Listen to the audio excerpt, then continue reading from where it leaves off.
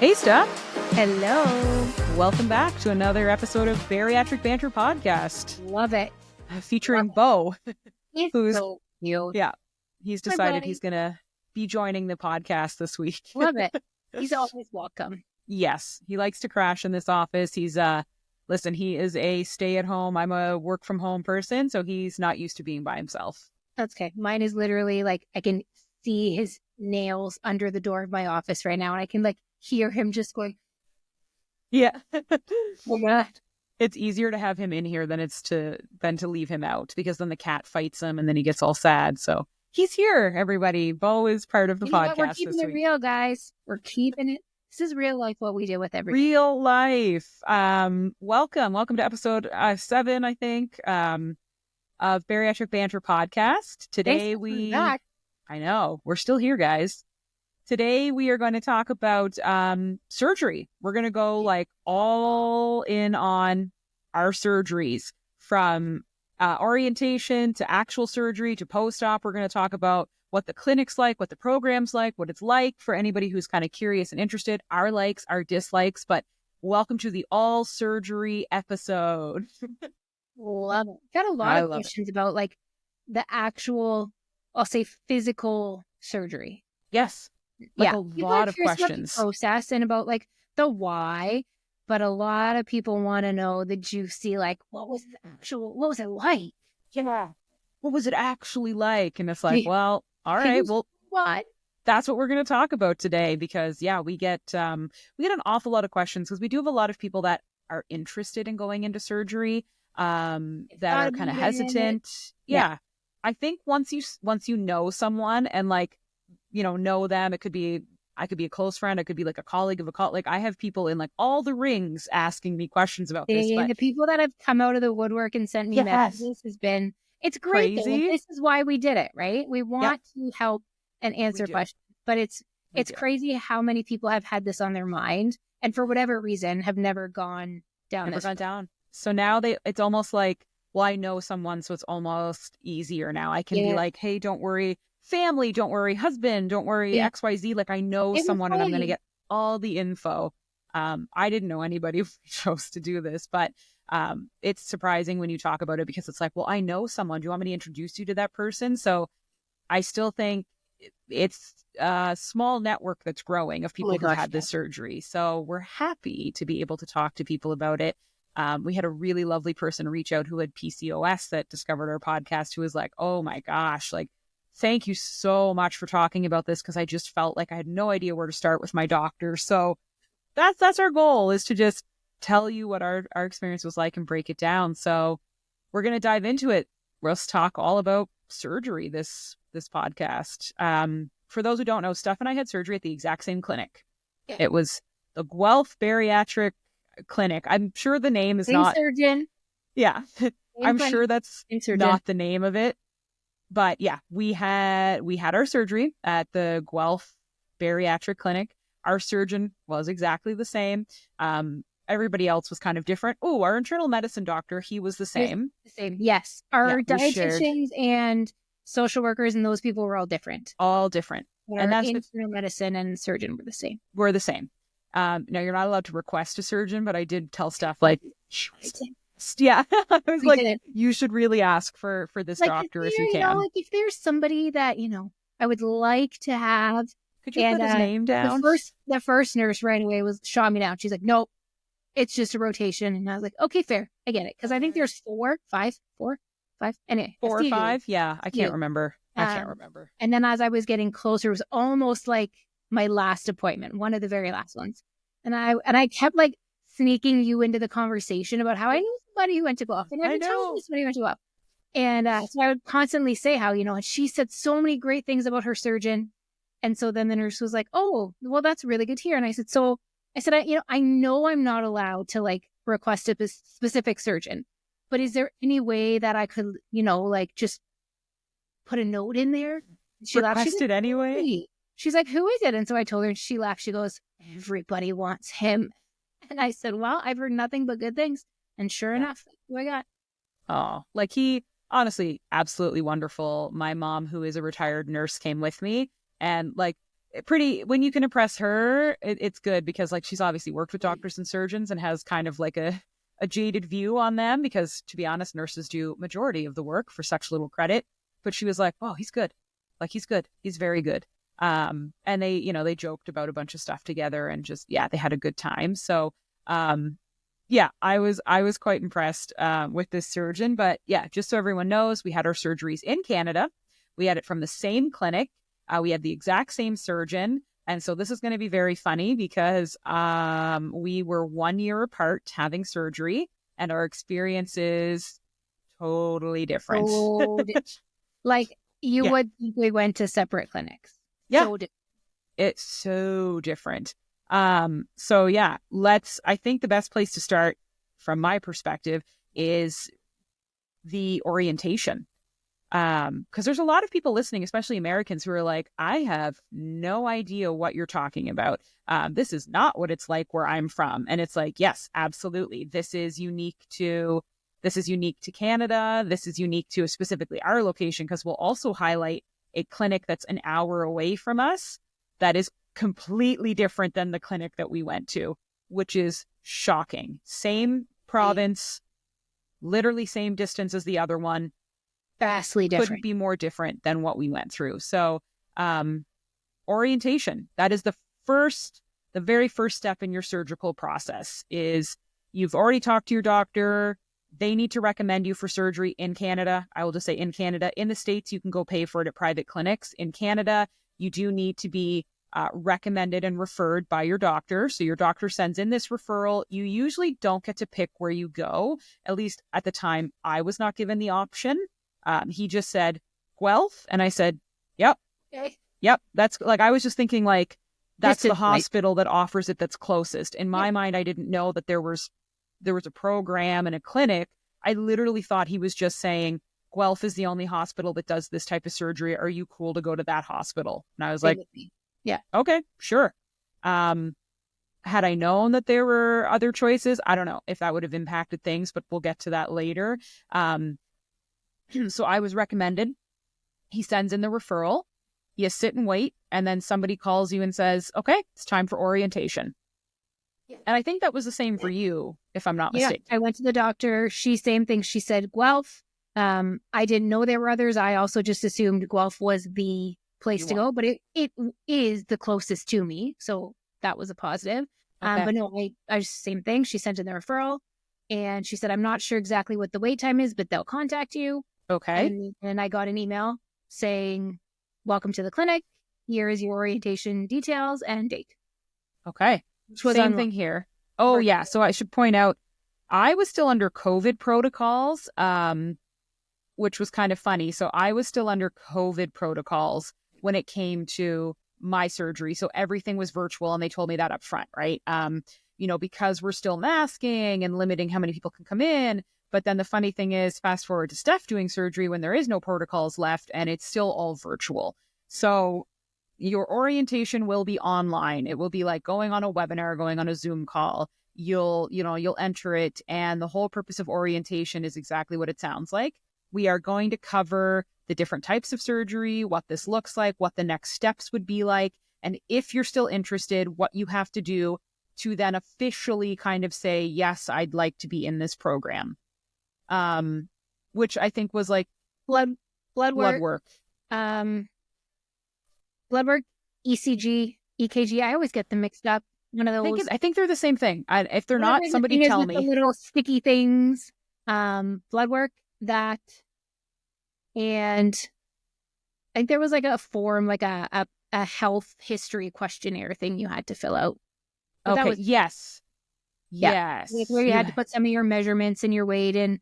And if you possibly needed a sleep study at some point, like you filled in all those questionnaires and you sent those back. Yes. Now that you mention it, yes. So you had to, fill in a questionnaire. You had to get blood work done and send that in. And if you got that all sent in, then you were officially enrolled in the program, which was kind of great because it let you make that decision and then move on from there. Orientation was really basic. Like there wasn't really many questions during orientation because I think everybody was just very like, oh, okay. Information to everybody. there's another call that comes up throughout this progress where, yeah, the questions were a-flowing. But in the orientation, it's very much just, okay, there's different types of surgery. To be truthful, a lot of this you'll probably know because most of us have Googled it before we even went to our doctor to say, I'd like to go do this. But they cover the types of surgery. They let you know that it's fully covered by OHIP. So in Canada, you don't pay for this surgery. It is covered. Regardless if you have, it's covered by OHIP. So it doesn't go through your personal insurance either. So then they kind of just go over, here's all the different things, there might be a liquid diet. You'll have to do this. You'll have to do that. If you're interested, it will be a long process. They do lay out, it will be 8+ months, and that 8 months is considered fast track. It will take a while. There is no jumping ahead. You aren't going to get a call and be like, oh my God, 5 months, here you go. It's going to take most of you 1 year at a minimum, I'd say 11 months from the time you start orientation to the time you have surgery. Do not expect it to move faster than 11 months. It's probably going to take you that long for good reason. We're going to cover why. So you get into orientation. You decide, you know what? I am going to go into this program. Awesome. You have a rec for blood work. You have to fill out a little form. You have to do an EKG, ECG. You have to just kind of get a bare bones basics and you send that in. And then you sit and wait again and again and again. And then eventually somebody reaches out and says, congratulations, you're in the program. Just so you know, next steps are going to be, you will talk with a nurse. You're going to talk with a dietitian, and you're going to talk with a social worker. And that's going to be your first step. And that, I think for most people was, I want to say 2 months after orientation. 3 months, depending. And they're spread out. I think mine were probably spread out around 2 weeks, 2 to 3 weeks in between each one. Oh, yes. Schedules. It wasn't all 3 at once for this first one. Going forward after that point, it was all of them in the same day. Yeah. But yeah, they were spread out. For me, again, they were still 100% virtual at this point. I was not going in to see anyone. No. So at this stage, your first initial call, let's start with the dietitian. Yeah. So for me, the first initial call with the dietitian, she did email in advance and say, I need you to keep a 2-week food journal. Yeah. I need you to send that 2-week food journal in no later than a week before our appointment. And that's what we're going to talk about on your call. So that's what I did. I kept a 2-week food journal. Now they don't give you any guidelines at this point. This is just kind of like the initial, let's see where you're at for me. Today. Yeah, for me, that's what it was. It was just, there was no restrictions or guidelines at this point. It was, let's just see where you're at. So I did my 2-week food journal that includes all medication, what time you're eating, where you're eating, what you're drinking. They want to know basically your whole snapshot.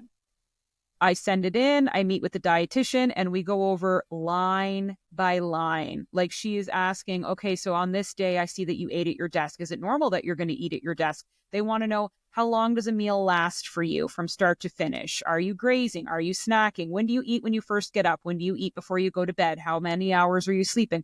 They are going to ask and want to know literally everything about your lifestyle and habits and eating patterns at this point. They're going to ask about exercise at this point. She's diving into everything. She's going to ask about, okay, so I see that you said that you had, chicken with vegetables. How'd you cook it? Did you fry it? Did it have oil? What type of oil are you using? The amount of oil you put in the pan. Do you know roughly how much food you were eating? Are you eating off 12-inch plates? Do you know? But they ask everything.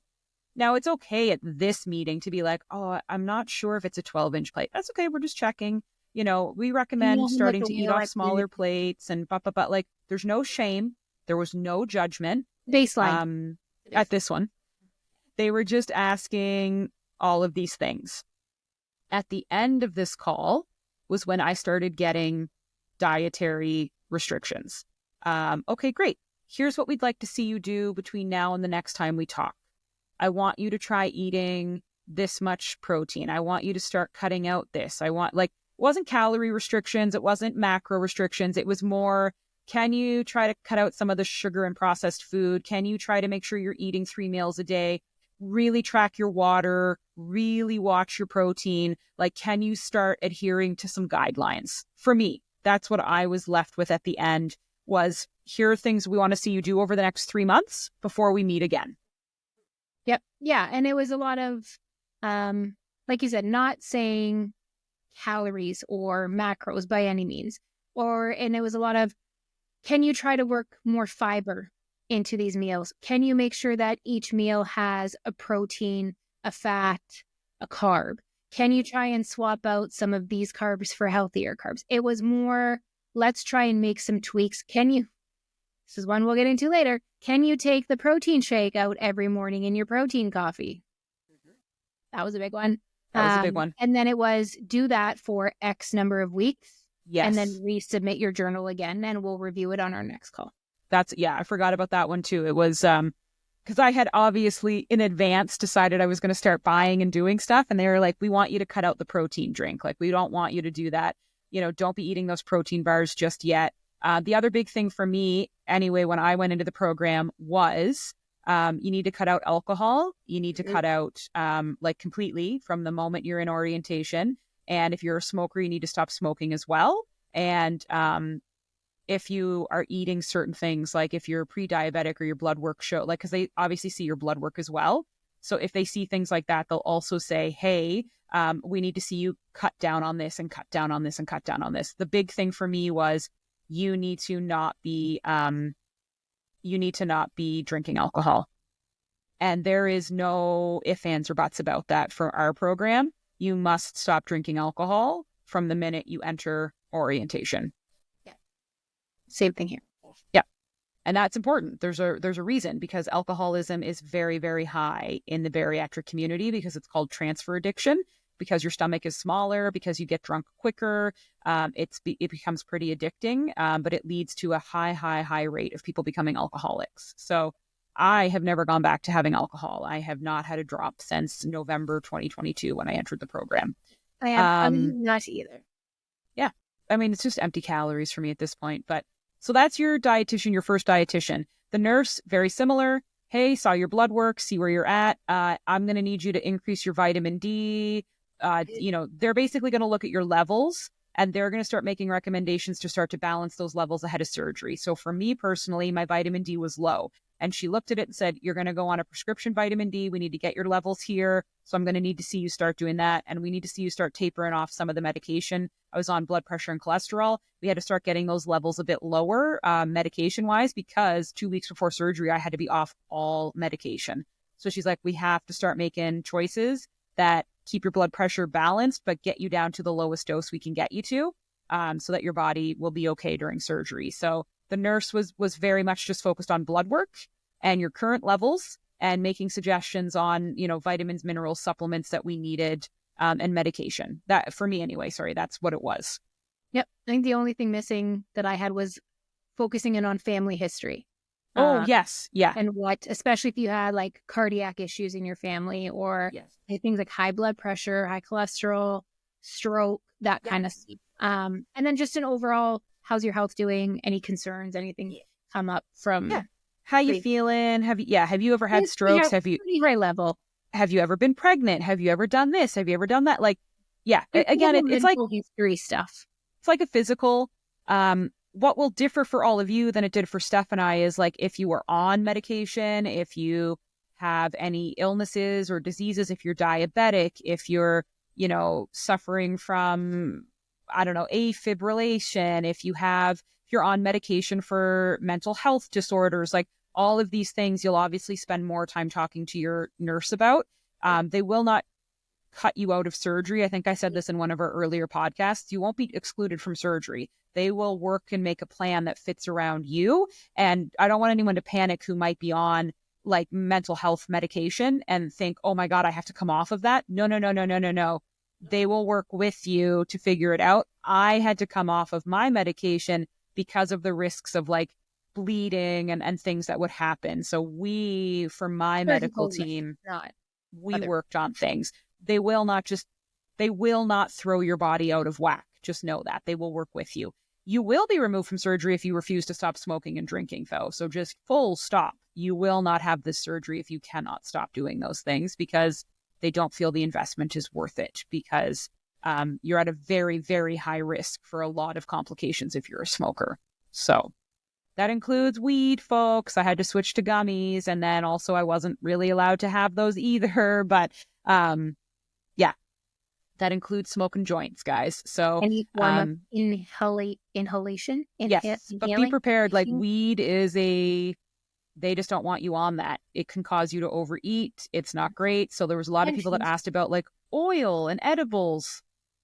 Yeah. So I also don't do that anymore because it is a slippery slope and I was eating more than I should. So anyway, I digress. That's going to be your first meeting with the nurse.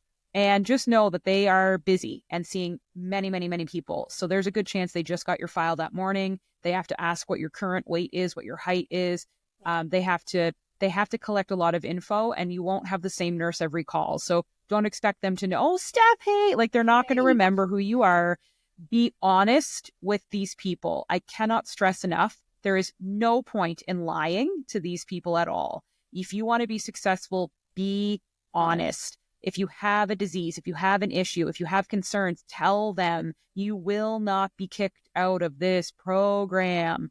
But if you lie to them, you are only hurting yourself. Just be honest. The next person you talk to, social worker. A lot of people ask us this question, why? Why do I have to talk to a social worker? For those who don't know, that's a therapist in Canada. Okay, you're talking to a therapist. You're not talking to a psychiatrist, which is the like highest level of like mental health care doctors we have. You're talking to a social worker, which is still incredibly talented at mental health. They just can't prescribe medication. That's kind of, I believe, the difference between a social worker therapist and a psychiatrist. Usually psychiatrists are, you're like medically recommended and there's a long wait list to get in to see them. So you'll see a social worker. Super important because there's a reason that we're going into this program. And it's probably because we suffer from emotional eating, binge eating, making bad choices, wrong choices, but also this is mentally a large change to your life as well. That can cause body dysmorphia. You might not have the support.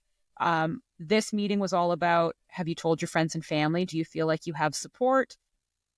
Why do you think you got to this point? I talked to the dietitian and I can see your eating patterns. How are we going to combat that?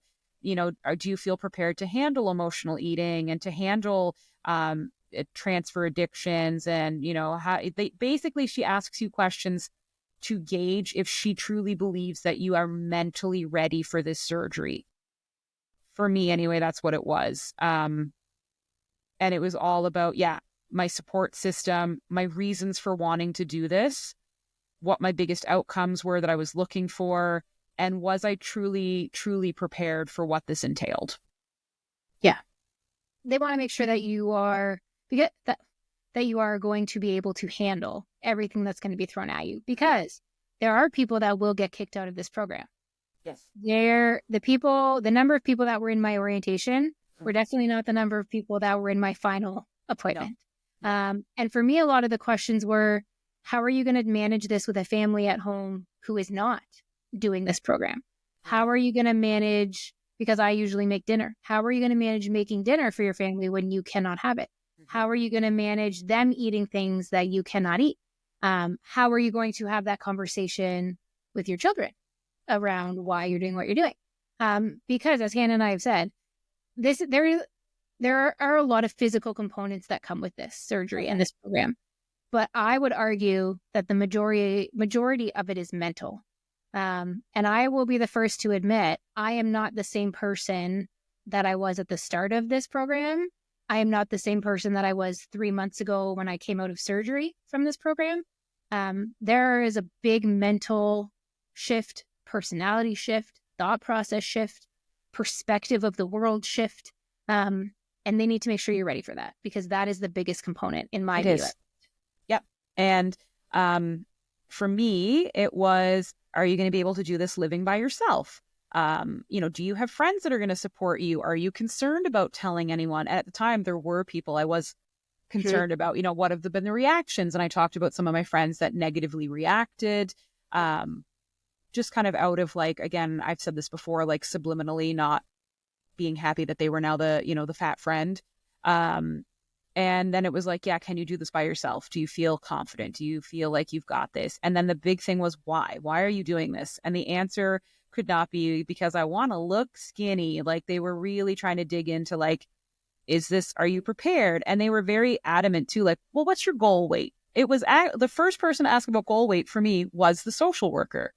What's your goal weight? And I said, my goal weight. She said, well, what happens if you don't hit that goal weight?